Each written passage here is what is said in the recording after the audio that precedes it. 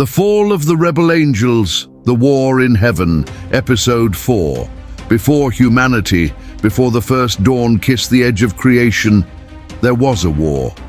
This wasn't a conflict of earthly nations fought with steel and fire. This was a war between light and light. Heaven itself, the very seat of divine order, was torn asunder. This is the story of Lucifer's rebellion. The day the brightest star in the firmament chose to fall, igniting a war that would scar eternity itself. His name was Lucifer. In the celestial tongue, it meant light bringer, the morning star. Hallel ben Shachar in Hebrew means morning star. He was considered the brightest, most beautiful, high-ranking angel that stood next to God. Among the highest order of angels, the seraphim, none shone with a more brilliant radiance. His voice was the lead in the choirs that sang before the very throne of God. His magnificent light was a perfect reflection of the Creator's own glory. But this isn't the story about the most beautiful angel in the heavens. It's about his fall. The prophet Ezekiel was given a beautiful description by God of what Lucifer looked like. He said, "You were the seal of perfection, full of wisdom and perfect in beauty. You were in Eden, the garden of God. Every precious stone adorned you, carnelian, chrysolite, emerald, topaz, onyx, jasper, lapis lazuli, turquoise and beryl.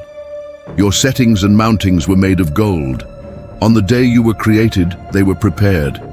You were anointed as a guardian cherub, for so I ordained you. You were on the holy mount of God.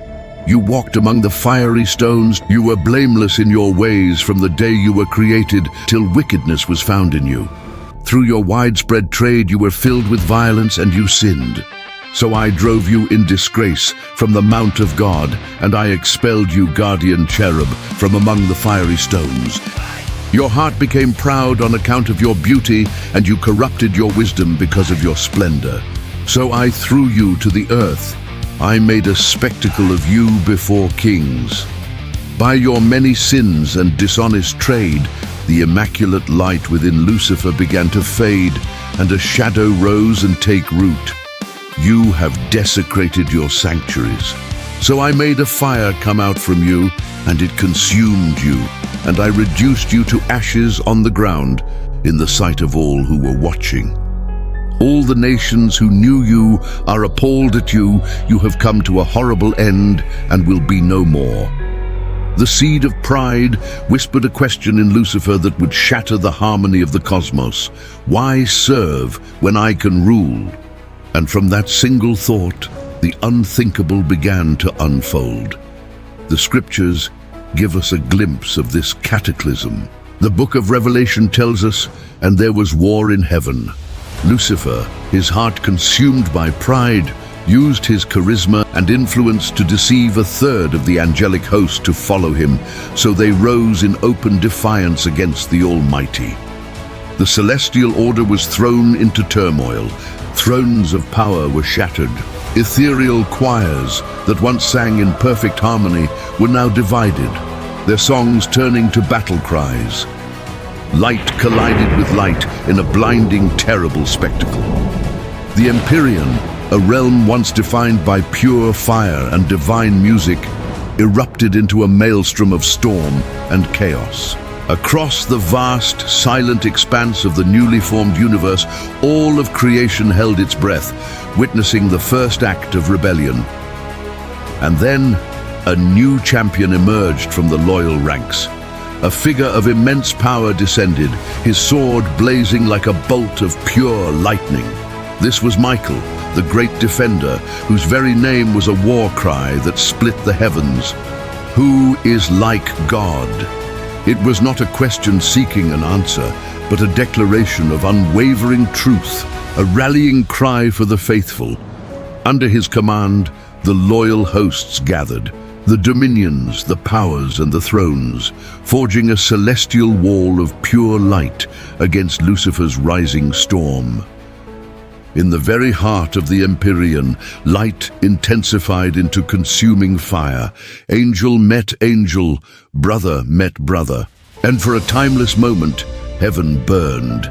No mortal language can truly capture the fury and sorrow of that celestial war. The clash of powers so immense, it shook the foundations of reality. But when it finally ended, the silence that followed was absolute, deeper than any void. The rebel host was utterly defeated. Lucifer, the one who was once the brightest, the most beautiful among all of God's angels, was violently cast down from the celestial heights. His fall was like a streak of corrupted lightning tearing through the heavens.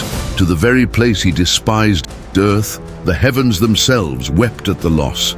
The stars seemed to dim in their orbits. And far below the pristine light of creation, the very first shadow took form, stretching out across the cosmos. The prophet Isaiah says it like this: "How you have fallen from heaven, O morning star, son of the dawn. You have been cast down to the earth, you who once weakened the nations. You said in your heart, I will ascend to heaven. I will raise my throne above the stars of God. I will sit enthroned on the Mount of Assembly. On the utmost heights of the sacred mountain, I will ascend above the tops of the clouds, will make myself like the Most High, but you are brought down to the grave, to the depths of the pit." Perhaps Lucifer thought too highly of himself, given he was in such a position of authority, standing so close to God. He had only seen light, goodness, and purity, and perhaps just thought nothing like this would ever happen. Nonetheless, it happened, and the fallen angels awoke in a place devoid of divine light, a realm defined by God's absence. Their own brilliance, once a reflection of God's glory, was now twisted into a source of torment, a searing flame that offered no warmth, only agony. In this abyss of their own making, the realm of their exile was born.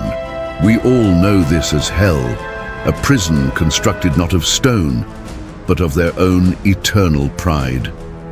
Lucifer, the light-bringer, became the adversary, the rival of heaven. Was this God's first nemesis? Lucifer's once glorious followers were transformed into the architects of corruption and chaos, their divine knowledge twisted to serve only destruction. Once beings of perfect harmony, they were now the source of all discord. The war in heaven was not just an ancient battle, a story lost to the mists of cosmic time. It was a fundamental fracture in the fabric of creation, a wound that still bleeds through reality.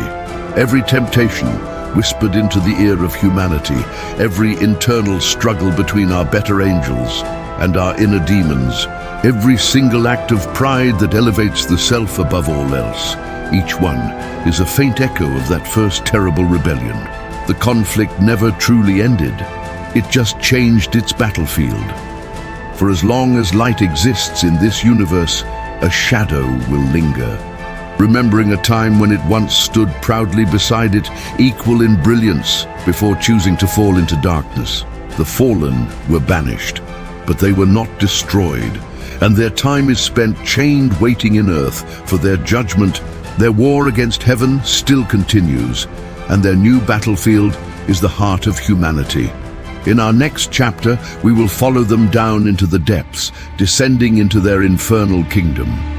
We'll explore the terrifying structure of their realm, the 9 circles of hell, and the dark hierarchy that governs the demonic legions.